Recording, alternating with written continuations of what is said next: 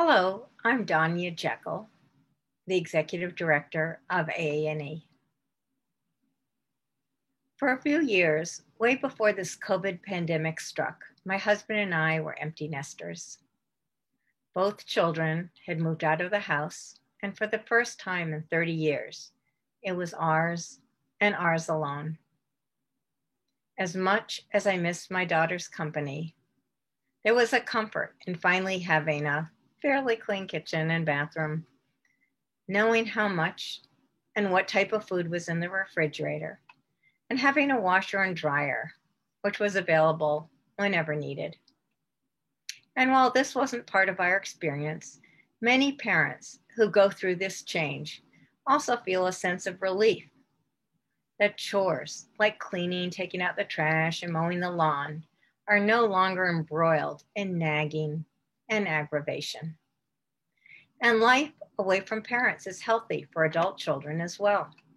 They learn to take responsibility for their lives and households and live in a manner comfortable for them. But in my story, one of our adult daughters returned home for an extended period of time. The transition was a bit of a shock and required change and flexibility for all concerned and some family adjustment. Of course, like everything, there were positive aspects as well as challenges from the new situation. I'm reflecting on this experience because I know the COVID pandemic has brought many chicks back to the nest. Colleges offering remote learning, the need for childcare, safety and loneliness issues, and job termination have all caused many adult children to return home, sometimes alone, and sometimes with a friend, partner, and even children. And although this is not solely a matter for the autism community, the issues for those on the spectrum and their families surrounding the return home may need slightly more careful navigation and adjustment. Of course, the degree of the challenge can be affected by the age of the child returning, available space for privacy, parent and child expectations, personalities, willingness to help with chores, and financial stability. But if you are an adult on the spectrum returning home after years of independence, or you are a family once again, or for the first time, sharing your space with an adult with autism, here is some advice for you to consider. First, remember needs, but recognize change. No matter how long it's been since you last lived together, it is important to remember the different sensory and space needs an individual on the spectrum may find necessary. However, it is also important to understand how things may have changed for all of you since you were last under the same roof. Has eating schedules shifted? Are there new interests that require a different environment? Discuss these things together so that nothing comes as a surprise or turns into an unmet need. 2, be flexible and willing to compromise. Understand that life is different now, and not everything is going to be the way you want it. There may be a mismatch in standards of cleanliness, food preferences, or daily activities.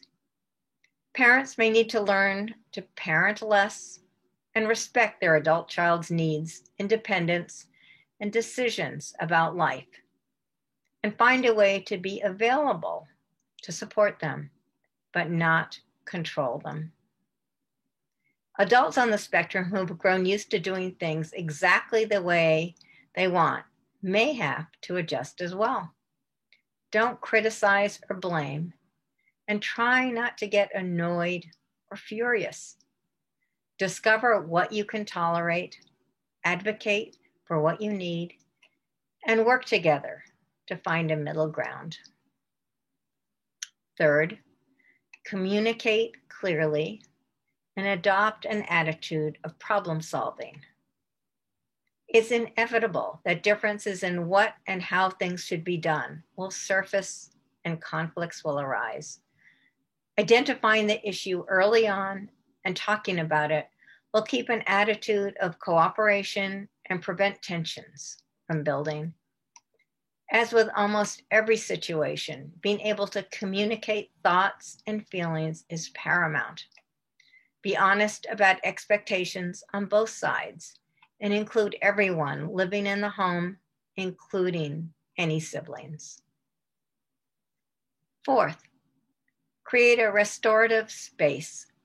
Of course, this could look very different depending on how much room your dwelling has. But remember that creating private space can be more about the sensory input than the physical area. Sitting in a soft, comfortable chair with headphones and facing a window may be enough to provide the calm, restorative environment needed.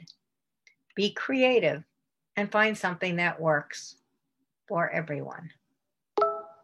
Fifth, move from challenge to opportunity. This really can be a time to forge a new, mature parent-adult relationship that may not have existed before.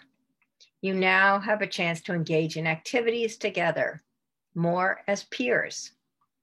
You might be surprised to discover the things you have in common. You might walk, cook together, watch videos, play games, and there may be many new things you can learn from each other. No one could have predicted the extent to which this pandemic would change our lives. Much of the change has been difficult, but over and over, we see the resilience of our community. Whatever your personal situation may be, I hope you're giving the care you can and receiving the care you need. Thank you so much for listening, and please stay safe.